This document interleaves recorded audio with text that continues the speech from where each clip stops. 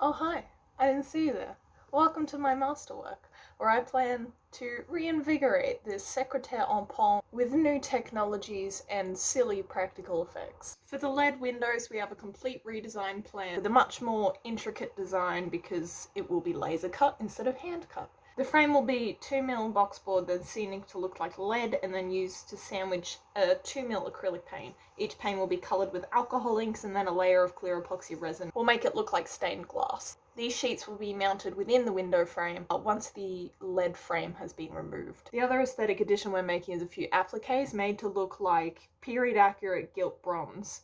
The specific designs are still being developed, but they will be sculpted and scanned with the Artec Eva into 3D software. Traditionally, you would need to make both the left one and the right one sculpted before lost wax casting them and then putting them on, but these new technology will allow us to carve only one of them and then flip it in the software and then 3D print it.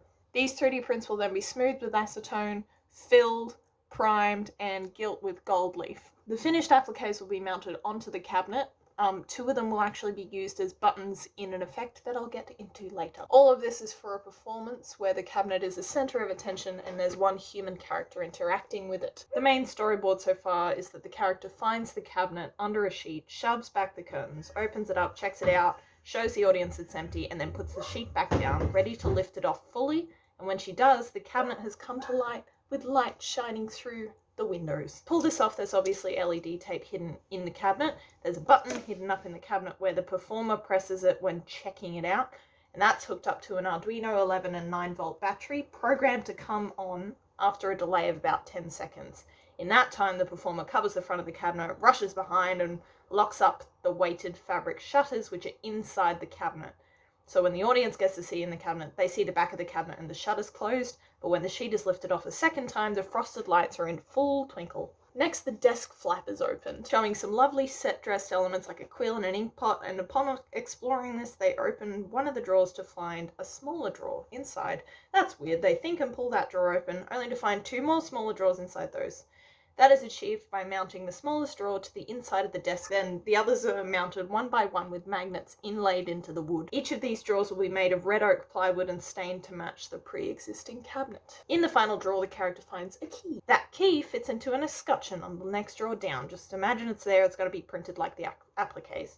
The character opens the drawers and finds a small object, and you guessed it, whilst pocketing the item, flicks a switch that activates the next effect. This one I like to call the unclosable drawers. See, now when the character closes that drawer, the back of it hits a limit switch, which will send an electrical pulse to a solenoid valve, activating a pneumatic cylinder and pushing out the drawer below it. Frustrated, the character can search the second drawer and activate the second system, so when that drawer is closed, by magic, the first drawer is open. She closes that one, oh no, the second drawer is open again. Now, this is where the appliques need to come in. While the drawers are in and pushing the limit switch, they're sending air to their respective cylinders. While that cylinder is pressurized, they literally can't be closed. So there needs to be kill switches that the character can hold whilst they push in the drawers. Those kill switches are what's hidden behind the appliques. Action-wise, it just looks like the actor is steadying herself on the drawer, where in reality she's pressing a kill switch when once the drawer next to it is shot forward, it no longer needs to be pressed. All of this will be wired up on a 9-volt system. That battery will be, and the air supply tank for the cylinders will be hidden inside a drawer.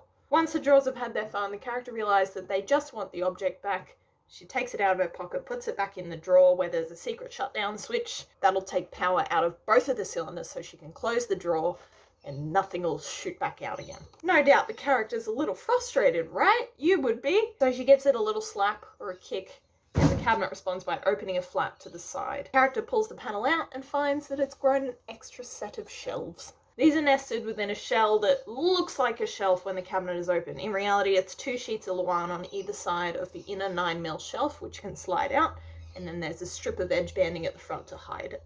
The weight of the shelves is held by a runner along the back of the cabinet, reinforced with angle iron down the side. As a final act, the character wonders if any of these drawers are normal, and opens one up. I guess not. This is an accordion made by ironing and folding a polyester blind into place. Then there's a weight at the bottom of it that when the drawer comes out, it goes down. You may have noticed, that's 4 drawers.